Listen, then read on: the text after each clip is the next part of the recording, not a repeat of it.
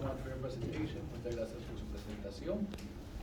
Otro invitado internacional que tenemos es el doctor Arian Galdini, profesor asociado, presidente del LRE, y también el señor Dani Nani, director del Foro para la Democracia y Ética de Albania.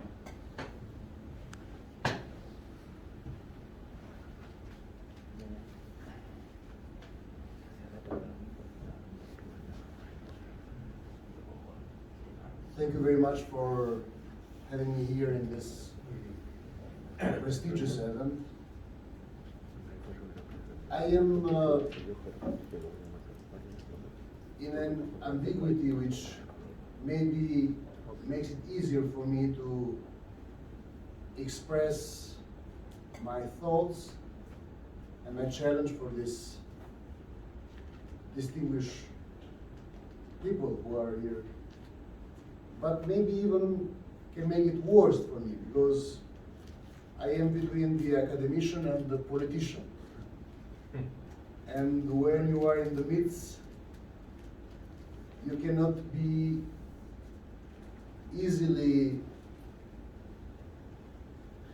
allowed by yourself to protect the academical thought, but neglect your political idea. COVID changed the world. This is what we are hearing now from 2 years, every day, every day, every day. But I am asking myself, and maybe asking anybody, but isn't that the thing that we always say for anything that challenges our life?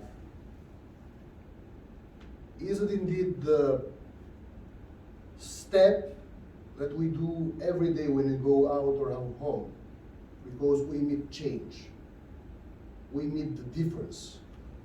Different people, different rules, different grounds, different challenges, different social communities. So everything is different, and everything has in us the challenge to change or to accept change, or maybe be changed or a changer. COVID is just the thing that touched our bodies. So it's the maximum of the fear there. And when our body is under aggression, we feel like change is really dramatic. And then immediately we tend to change everything. Our lifestyle, our laws, our governmental behavior, our political structure. And people don't know anymore whether change is for us to be protected or for us to be deviated from the truth. Which is, we live in a world that we are never secure. We have never been promised security. The only security that we tend to promise to one another is the one that is because of our common goal to create states, governments, international organizations, just and democratic laws. This is the only promise. But on the regards of our body, of our life, nobody guaranteed us any security. We live in a universe which is endless. And every day we can approach endless dangers that we don't even know. Science has its limits. We are limited. The universe is the only thing which is unlimited. So my question is the world really changing? Or there is always something that attempts us to change our democratic rule? This is my question. Is always fear, isn't, or hasn't it been always fear, the mechanism that has made the world, governments, states, to surrender and to give up from democracy and build autocracies? Hasn't been happening that the same after the Second World War, before the Second World War, for other reasons, all the wars we have had and all the dictatorships and the regime we have had in their main structure fear, misusing fear. And people who live in fear, they cannot really understand what we lose when we give up democracy. Because it will be really a huge challenge for anybody, any idealist, to explain people that there is nothing wrong between life and democracy. Indeed, life and democracy can go only together. Life and fear are in antagonism. It seems like fear protects life, but it's democracy, our right to choose, our right to decide who we are, what happens with us. I live in Balkans, and in Balkans we have had this long dictatorship period, communist dictatorship.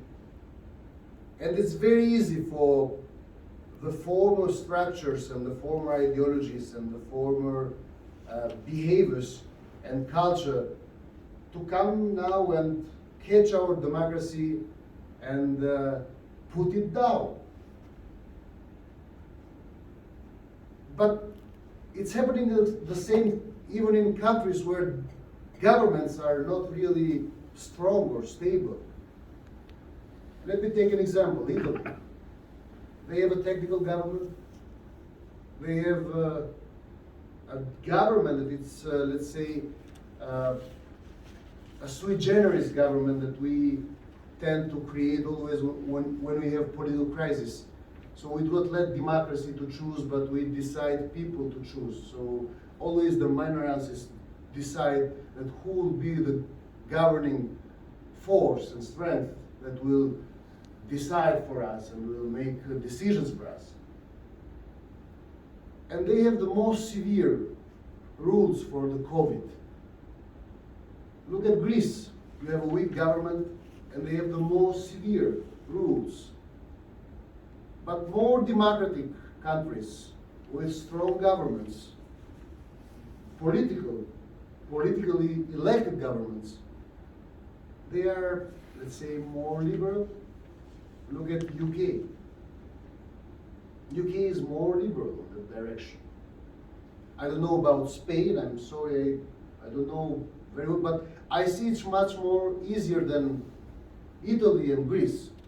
I was recently in Greece and in Italy and I saw that everything is getting crazy there. I'm going in Italy after 2 days and we just got an email today that we have to do a super green pass. So till now we had the green pass and now there is this new invention, a super green pass. Rules and overrules. But we say that democracy comes with deregulation. When you over-regulate, when I was in Harvard, I had a professor who used to work with the administration of George Bush. He wrote a book, The Terror Presidency. And one of the things that he mentions in the book is that after 9/11, every president and every institution in the United States, they started doing everything by law, and they created, for example, even Pentagon, more armies of lawyers than armies of generals. So they couldn't take a decision without lawyers, and it was like over lawyers' game. But this is something that loses the capacity of people to decide beyond the law, respecting law, but beyond the law. Sometimes law is the only instrument dictatorships use. But even when you make democracy weak, or when you want to weaken the democracy, laws are the instrument. Evil always hides on details. Laws can create more democracy, more space, or can take it. But for sure, everybody accepts that now, even amongst the academicians, that too many laws, they make democracy look like very weak. What's the challenge? What's the real challenge? I think, my opinion is that the world is not changing. The world always changes. We are living in a digital era. We are living in a digital era. Everything is changing. My 4-year-old son, he can use my mobile much better than me. It's their generation. He knows how to use applications that I never use in my mobile, by intuition. It's their time. Everything changes. But one thing shouldn't change, according to me: democracy. Democracy shouldn't change. So we can discuss about protecting human lives. Of course, it's a responsibility of doctors, physicians. But even politicians have to protect human life. But we don't have to pay this cost of diminishing our democracy. It's a dream democracy. More than half of the world dream for democracy. In Venezuela, they dream for democracy. All over the world, they dream for democracy.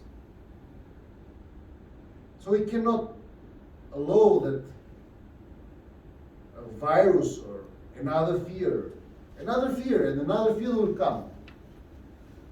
Our life in this planet will be like that, full of fears and unpredictability. We live in a world of unpredictability.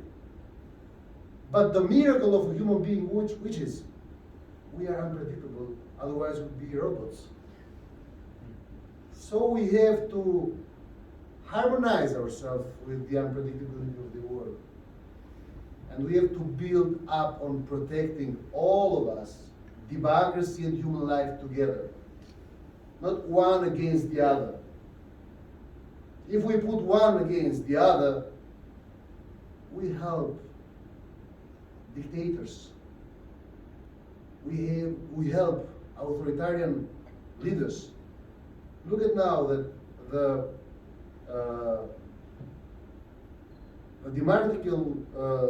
democracy all over the world is in danger. Now you have elections being frauded all over the world. You have dictators rising all over the world. You have governments which tend to keep controlling and more control over the societies so they can win next elections. And they are misusing these COVID rules to win the next elections. I can tell you, in my country, we have a government that they win the election. They just won the election, but they win and they will win again if we'll change our democratical lifestyle for security. Because they misuse our data, they misuse our fear, they misuse our, let's say, giving up of democracy, of human dignity. Fear against human dignity is one of the things that they misuse. Yes, the obligatory vaccination is a huge debate. But on the other hand, I believe that this created this rebellion against science. For the first time in the world, we have these conspiracy theories and this rebellion against science. I am pro-science. I would never dare to say science is bad or science is creating that or that. No, science is good and is very valuable for the humanity. We need science. But we create adversity between people and science when we misuse fear. So we have to find a way that people understand that the importance of science protecting their life and not perceive it as a weapon of politicians to kill our democracy and human dignity. How can we do that? I don't know yet. It's a debate that we have to do it, but we have not to change our lifestyle. We have to change our debate. This is what I think. We have to change our debate. So how can we make it easier for people to understand that science is not a weapon of politicians to kill our democracy and human dignity? This would be the best debate. If we let it like that, just people let them understand it or not, they don't understand what is vaccination. If some crazy people would go there and say, oh, they are putting a chip on your blood, they are controlling you with 5G, they'll control you with remote controls and all these things, people will believe that. Education. We know what's going on with the education of the world. If there is something that we understood because of this pandemic is that we never learned from our failures in 1920s, even later on. We never learned, we never invested on public health. We never invested to be ready, humanity to be ready for any unpredictability. And the other thing that we have never invested is public education. So it's not people's fault. It's politicians' fault, it's government's fault that they never invest on public education and public health. So fear immediately catches ignorance. Can I say that? Is it allowed to say that? There is a lot of ignorance around. And amongst ignorant, it's very easy. Or it's a trigger that can be pulled very easily. Fear and anger and rebellion against science. My main concern is we are losing everyday democracy. And I am in politics and I have, let's say, put aside my academical life because I have a dream. I want to see my country democratic. I want to see my country move toward democracy. Till now, our main polar stars has been United States and European Union. But what we see now, it creates a lot of confusion. The overruling in the United States and amongst the European Union countries is creating a lot of confusion. We don't know anymore whether we are okay dreaming that kind of Europe or we have to think about it. I hope that we'll change the debate. This is my challenge. So not change our life, but change our debate. Combine and harmonize science and human dignity and democracy together. Thank you very much.